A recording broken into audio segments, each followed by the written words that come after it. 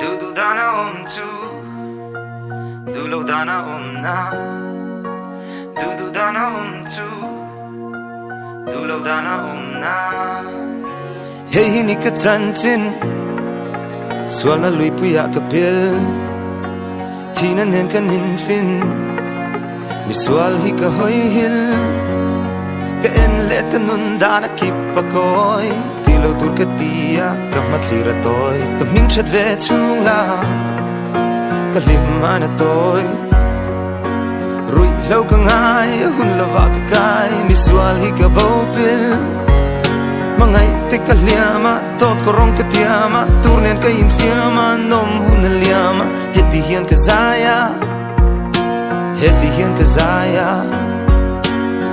Katlir kira, mitui kadang solo, he kanun nehi, hun tulung tia tlak berani.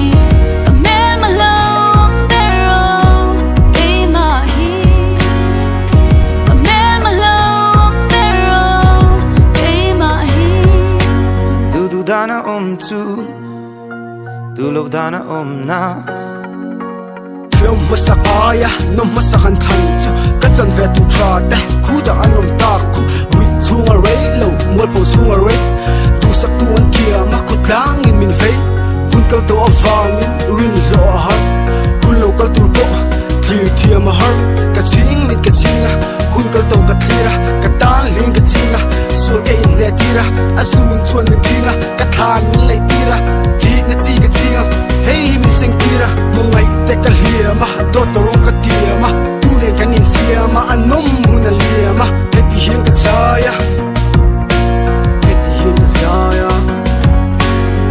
Katlir kira, mitui kadang solo, he kanun nehi, thon thulung tia tlak berani.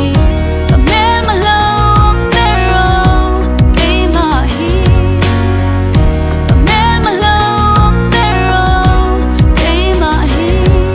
Mangai te ka liama, dot korong ka tiama. Turnen ka infiama, anom hun liama.